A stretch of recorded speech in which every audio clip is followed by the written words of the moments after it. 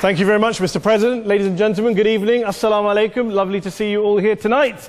We are having a very entertaining night, are we not, with some very interesting things being said from the other side of the house tonight. Let me begin by saying, as a Muslim, as a representative of Islam, I would consider myself an ambassador for Islam, a believer in Islam, a follower of Islam and its Prophet. So, in that capacity, let me begin by apologizing to Anne-Marie for the Bali bombings. I apologize for the role of my religion and me and my people, for the killing of Theo van Gogh, for 7/7. Yes, that was all of us. That was Islam, that was Muslims, that was the Quran. I mean, astonishing claims to make in the very first speech tonight, on a day like today, where the Conservative Prime Minister of the United Kingdom is having to come out and point out that these kind of views are anathema. And I believe you're trying to stand for the Labour Party to become an MP in Brighton. If you do, and you make these comments, I'm guessing you'll have the whip withdrawn from you, but then again, UKIP's on the rise, they'll take you, the BNP, they might have something to say about your views. This is what Mehdi Hassan always does. By the way, just on a factual point, since we heard a lot about the second speaker, about how backward we Muslims all are, on a factual point, you said that Islam was born in Saudi Arabia. Islam was born in 610 AD. Saudi Arabia was born in 1932 AD. So you were only 1,322 years off. Not bad? Not bad start there. Talking of maths, by the way, a man named Al-Khawarizmi was one of the greatest mathematicians of all time, a Muslim, worked in the golden age of Islam. He's the guy who came up with not just algebra, but algorithms. Without algorithms, you wouldn't have laptops. Without laptops, Daniel Johnson tonight wouldn't have been able to print out his speech in which he came to berate us Muslims for holding back the advance and intellectual achievements of the West, which all happened without any contribution from anyone else other than the Judeo-Christian people of Europe. In fact, Daniel David Levering, the author of the Pulitzer Prize-winning historian and author of The Golden Crucible, points out that there would be no Renaissance, there would be no Reformation in Europe without the role played by Ibn Sina and Ibn Rushd and some of the great Muslim theologians, philosophers, scientists in bringing Greek texts to Europe. As for this being our university, I will leave that to the imagination as to who is our and who is there. I studied here too. An astonishing set of speeches so far making this case tonight. A mixture of just cherry-picked quotes, facts and figures, self-serving, selective, a farrago of distortions, misrepresentations, misinterpretations, misquotations. Daniel talked about my article in the New Statesman, which got me a lot of flack, where I talked about the anti-Semitism that is prevalent in some parts of the Muslim community, which indeed it is. Of course, I didn't say in that piece that it was caused by the religion of Islam. In fact, modern anti-Semitism in the Middle East was imported from, finish the sentence, Christian, Judeo-Christian Europe, where I believe some certainly bad things happened to the Jewish people. In fact, Tom Friedman, Jewish-American columnist in the New York Times, told me in this very chamber last week that he believed, had Muslims been running Europe in the 1940s, 6 million extra Jews would still be alive today. So I'm not going to take lessons in anti-Semitism from someone who's here to defend the Judeo-Christian values of a continent that murdered 6 million Jews. Moving swiftly on. Yes. Absolutely. Well, I'm about to make that point. No, I'm about to make that point. You're right. I agree with you 110%. That is my point. I don't think Europe is evil or bad. I'm a very proud European. I don't want to judge Europe on that basis, but if we're going to play this gutter game where we pull out the Bali bombing and we pull out examples of anti-Semitism in the Islamic community, then of course I'm going to come back and say, well, hold on. I mean, look, let's be very clear. Daniel here was a last-minute replacement for Douglas Murray, who had to pull out. And Douglas and I have a well-documented differences, but to be fair to Douglas, as to be fair to Anne-Marie and to Peter, atheists.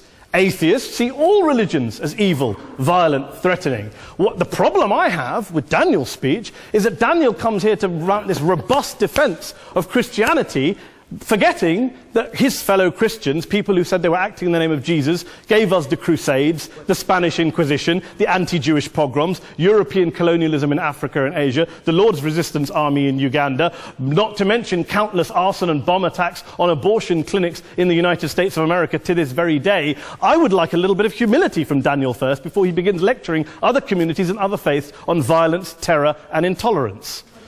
But, no thank you. Some water. But I would say this, to address the gentleman's very valid point here, I'm not going to play that game. I don't actually believe that Christianity is a religion of violence and hate because of what the LRA does in Uganda or what Crusaders did to Jews and Muslims in Jerusalem when they took back the city in the 12th or 13th or whatever century it was. I believe that Christianity, like Islam, like pretty much every mainstream religion, is based on love and compassion and faith. I do follow a religion in which 113 out of the 114 chapters of the Quran begins by introducing the God of Islam as a God of mercy and compassion. I would not have it any other way. I don't follow a religion which introduces my God to me as a God of war, as some kind of Greek God of wrath, as a God of hate and injustice. Not at all. As Adam pointed out, you go through the Quran and you see the mercy and the love and the justice. And yes, you have verses that refer to warfare and violence. Of course it does. This is not a motion about pacifism. I'm not here to argue that Islam is a pacifistic faith. It is not. Islam allows military action, violence in certain limited contexts. And yes, a minority of Muslims do take it out of that context. But is it religious? We talked about Woolwich. Daniel and Anne-Marie have suggested that it's definitely religion that's behind all of this. Well, actually, what I find so amusing tonight is we're having a debate about Islam. And the opposition tonight have come forward. We have a graduate in law, a graduate in modern history, a graduate in chemistry.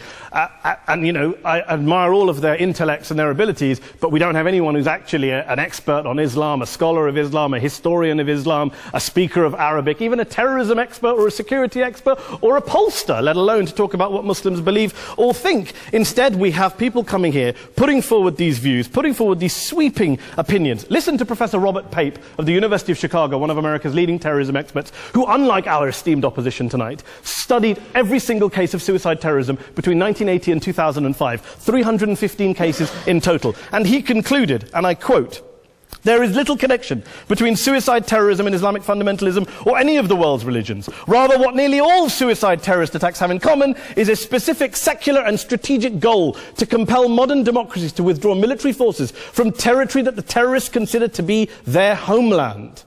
And the irony is, when we talk about terrorism, the irony is that the opposition and the Muslim terrorists, the Al-Qaeda types, actually have one thing in common. Because they both believe that Islam is a warlike, violent religion. They both agree on that. They have everything in common. Osama bin Laden would be nodding along to everything he's heard tonight from the opposition side. He agrees with them. The problem is that mainstream Muslims don't. The majority of Muslims around the world don't. In fact, a gentleman here started quoting all sorts of polls. Gallup carried out the biggest poll of Muslims around the world, of 50,000 Muslims in 35 countries. 93% of Muslims rejected 9/11 and suicide attacks. And of the 7% who didn't, they all, when polled and focus grouped, cited political reasons for their support for violence, not religious reasons. And as for Islamic scholars and what they say, well, Daniel talks about our University of Oxford. We'll go down to Oxford Centre for Islamic Studies, get hold of a man named Sheikh Afifi al-Akiti, who is a massively well-credentialed and well-respected Islamic scholar, who has studied across the world, who in the days after 7/7 published a fatwa denouncing terrorism in the name of Islam, calling for the protection of all non-combatants at all times, and describing suicide bombings as an innovation with no basis in Islamic law. Go and listen to Sheikh Tahir al-Qadri, one of Pakistan's most famous Islamic scholars, who published a 600-page fatwa condemning the killing of all innocents and all suicide bombings unconditionally without any ifs or buts. There's nothing new here. This is mainstream Islam, mainstream scholarship, which has said this for years. You don't go out and kill people willy-nilly in the high street or anywhere else, on a bus or a mall, based on verses of the Quran that you cherry-pick without any context, any understanding, any interpretation, or any commentary of Islam. Anne-Marie comes and scares us with her talk of Sharia law. I would like to see the book of Sharia law. It doesn't exist. People argue over what Sharia law is. And you empower the extremists by saying there is only one version. You empower them all. I don't believe you took any interruptions, Anne-Marie, so I think you should stay there for a moment. Here's what we're dealing with. Here's what we're dealing with. We are dealing, I took your point. Here we are dealing with a 1400-year-old global religion, followed by 1.6 billion people in every corner of the world, a quarter of humanity, of all backgrounds, cultures, ethnicities. And yet the opposition tonight wants to generalize, stereotype, smear, in order to desperately win this debate. And here's my question, if we're going to generalize and smear. If, okay, people say yesterday's bombers, and we've got to be careful, there's a trial going on, were yesterday's attackers, motivated by Islam? Big debate. I don't believe they were. Let's say they were. Let's say Faisal Shahzad, the Times Square bomber, was motivated by Islam. Let's assume, for sake of argument, that Richard Reeves, the shoe bomber, was motivated by Islam. If Islam is responsible for these killings, if Islam is what is motivating these people, and Islam is therefore not a religion of peace, a religion of war, then ask yourself this question: why aren't the rest of us doing it? Why is it such a tiny minority of Muslims are interpreting their religion in the way that the opposition claim they are? Let's assume there are 16,000 suicide bombers in the world. There aren't. Let's assume there are for the sake of argument. That's 0.001% of the Muslim population globally. What about the other 99.99% of Muslims who the opposition tonight either ignore or smear? The reality is that the rest of us aren't blowing ourselves up tonight. The reality is that the opposition came here tonight not worried about the fact that me and Adam might pull open our jackets and blow ourselves up tonight because we're followers of a warlike warrior religion which wants to take over Europe and Daniel's university. The issue is this. The issue is this. Unless the opposition can tell us tonight, and Peter Atkins is here, one of our great atheist intellectuals, can tell us tonight, can answer this question tonight: why don't the vast majority of Muslims around the world behave as violently and aggressively as a tiny minority of politically motivated extremists? Then they... Thank you very much for your time.